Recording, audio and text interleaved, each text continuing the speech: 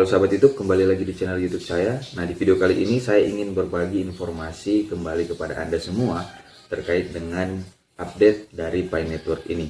Nah, teman-teman, tentunya sekarang masih menjadi banyak perbincangan, apalagi sudah lewat tanggal 14 ini yang dikatakan bahwa akan terjadi open mainnet. Lalu ada yang mengatakan bahwa hari ulang tahun Pi Network dan juga merayakan yang namanya P-Day. Nah, sebenarnya ini adalah informasi yang digoreng. Kenapa saya katakan digoreng? Karena P-Day itu memang selalu dilaksanakan sebelum juga Pi Network ini berdiri. Kenapa saya katakan demikian? Karena P-Day ini merupakan perayaan hari konstanta. Dan saat P-Day di tanggal 14 bulan 3 tahun 2011 kemarin, di situ Bitcoin mencapai angka $3 teman-teman ya. 3,14 dan ada berapa angka di belakang koma tersebut. Nah, teman-teman, inilah yang diambil oleh oknum-oknum pionir baik yang ada di luar negeri maupun di dalam negeri, teman-teman. Karena core team memang tidak pernah mengklaim harga dengan 3149 itu, tidak ada. Itu hanya klaim dari oknum-oknum pionir sendiri. Nah, dari mana informasi itu? Dari P-Day yang sebenarnya itu adalah hari Bitcoin mencapai angka $3 teman-teman di tahun 2011. Nah, saat ini teman-teman masih menjadi banyak pertentangan. Ada yang mengatakan bahwa Pi Network itu scam dan lain-lain sebagainya. Karena informasi ini dibangun oleh oknum-oknum pionir sendiri yang tidak bertanggung jawab sehingga menimbulkan informasi yang tidak valid, teman-teman. Informasi juga yang menarik saat ini adalah kenapa sebenarnya Pi Network ini atau core team tidak open mainnet. Padahal harusnya kan mereka sudah melakukan open mainnet karena sudah menjelang 4 tahun. Core DAO saja kenapa bisa open mainnet. Nah, teman-teman, kalau Anda melihat, sebenarnya saya sudah banyak membahas di video saya sebelumnya ya, teman-teman, terkait dengan isi white paper. Nah, harusnya teman-teman menjadi dasar itu adalah white paper itu sendiri. Karena dengan white paper itu kita bisa tahu nih langkah selanjutnya dari Pi Network ini apa.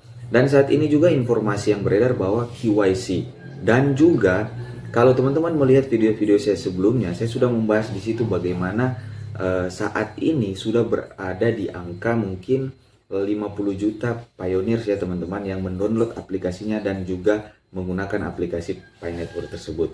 Nah, jika terjadi open mainnet saat ini, teman-teman bisa bayangkan saat ini baru 3 juta pioneers yang lulus KYC. Nah, bagaimana ketika open mainnet? Teman-teman kalau membaca buku putihnya, white papernya, di situ dikatakan dengan jelas bahwa ketika open mainnet, semua fase 1 dan 2 itu akan dimatikan. Apa itu fase 1 dan 2? Salah satunya adalah aplikasi Pi Network. Artinya tidak ada lagi yang namanya penambangan. Nah, kalau ini sampai terjadi, artinya kalau hanya 3 juta seandainya tanggal 14 kemarin open mainnet atau bulan Juni nanti open mainnet, anggaplah 4 juta yang sudah lulus KYC. Berarti masih ada sekitar 40 juta orang yang tidak lulus KYC yang berharap di Pi Network ini. Lalu Pi Network ini mau jadi apa? Anggap saja 50 juta yang mendownload, 4 juta yang sudah lulus KYC. Nah, bagaimana nasib dari pionir yang lain yang belum lulus KYC kalau seandainya nanti ketika open mainnet dijelaskan di buku putih, fase 1 dan 2 itu akan dihilangkan. Artinya tidak ada lagi penambangan Pi Network. Nah, inilah mungkin ya, ini mungkin teman-teman dari analisa saya yang menjadi pertimbangan dari core team bahwa saat ini belum bisa open mainnet karena proyeknya juga masih banyak belum komplit dan masih banyak pioneers juga yang belum di KYC. Nah, teman-teman kalau membaca informasi di awal tahun, sebenarnya teman-teman bisa tahu fokus Pi Network di tahun ini hanya ada 2, utilities dan juga KYC. Menyelesaikan KYC yang belum selesai, itu sebenarnya fokus di tahun ini. Dan itu terbukti, saya sudah bahas di video saya sebelumnya, terbukti utilitiesnya bertambah, KYC-nya sementara ini diperbaharui. Jadi bukan informasi terkait dengan open mainnet. Kita selalu berbicara open mainnet. Jadi informasi ini digoreng terus kepada open mainnet, tetapi fokusnya core team itu tidak seperti itu.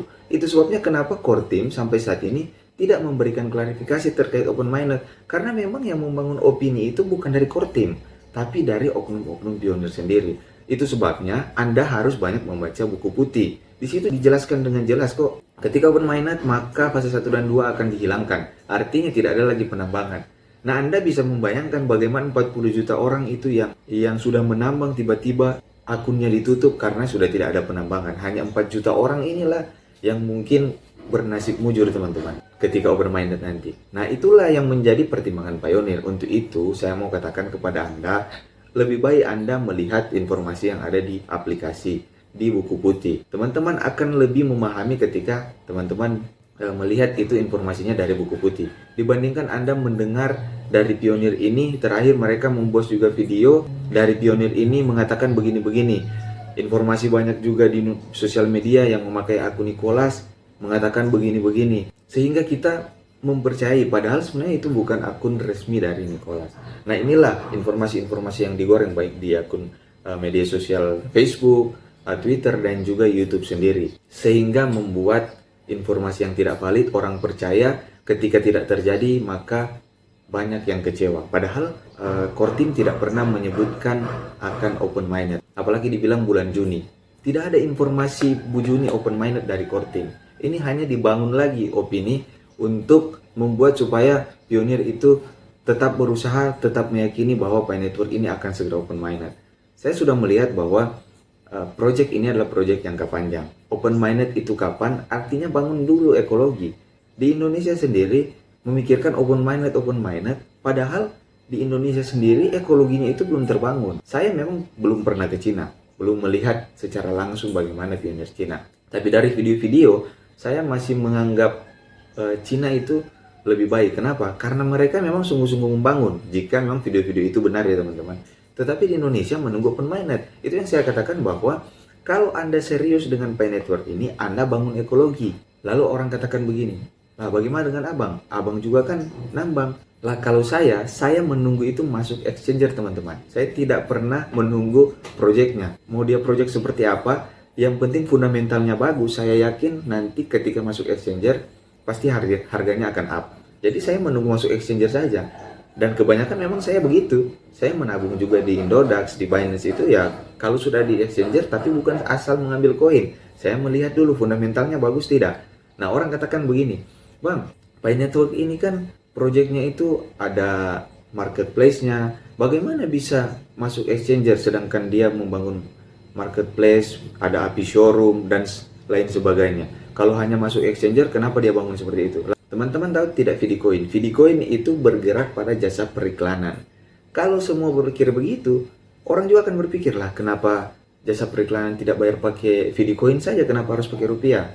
Nah itu kan project, itu membantu suatu project supaya harga Fidicoin ini menjadi up. Begitu juga dengan Pi Network.